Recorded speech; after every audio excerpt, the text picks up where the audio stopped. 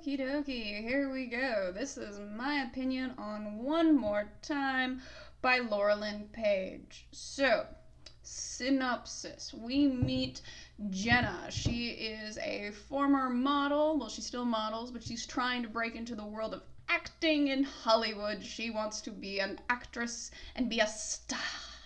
Because, of course, she does.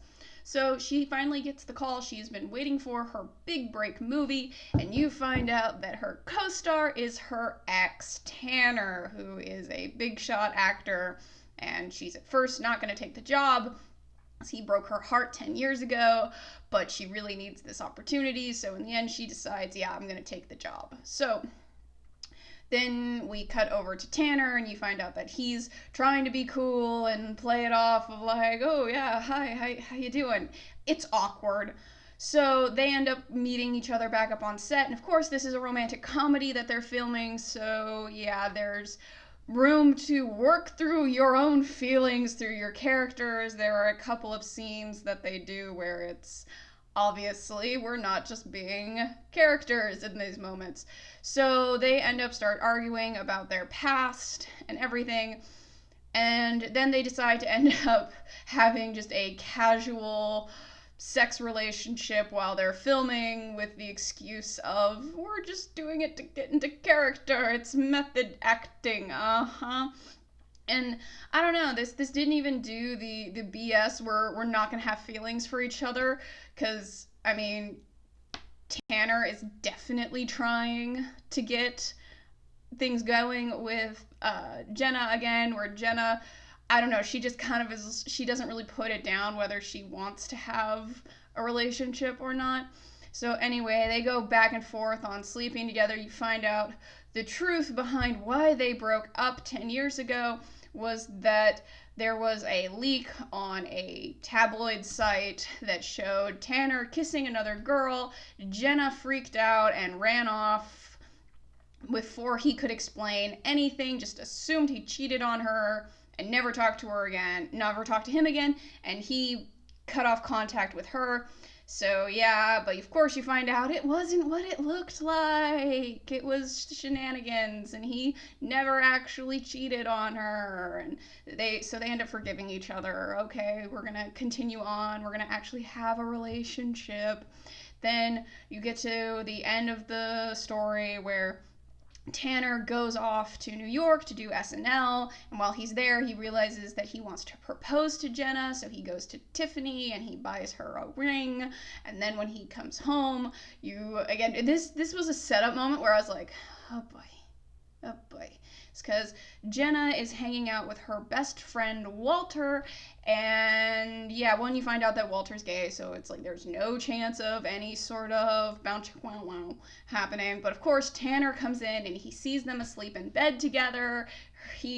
Walter is in his underwear, and Jenna is in a skimpy little negligee thing. He freaks out, assumes she was cheating on him, but they end up talking it out, and Jenna has to come to some realizations on how she screwed up 10 years ago. Blah, blah, blah. They work it out. They get engaged. Woohoo, happy ending. The premiere goes off without a hitch, and Jenna's now getting tons of movie offers. Yay, happy ending.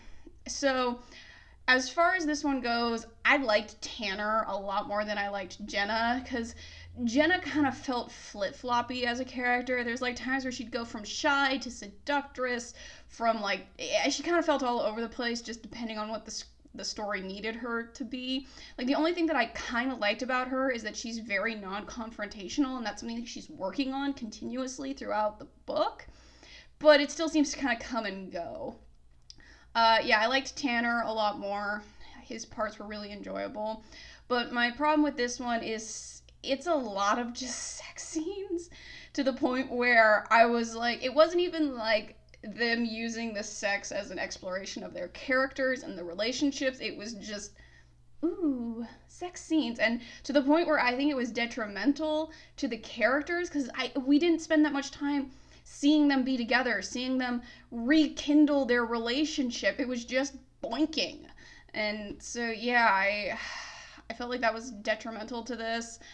And it just, yeah, it wasn't great. It was really short, was the thing. It was only 6.5 hours, so it's not bad, but with the amount of sex scenes that are in it, it just feels like half the book is just sex scenes. So it was like, uh, yeah, this one wasn't great. I mean, if you're in the mood for something super smutty, please read this one. It'll definitely check those boxes, and it's short. But as far as actually doing a second chance romance, uh, go read Lady Isabella's Scandalous Marriage. Much better, in my opinion. This one, I give it like a 2 out of 5. I don't have a lot to say on this one because it was so short. It was just occasionally them arguing through character and then boinking, and then they have one date and then they get engaged. That's it.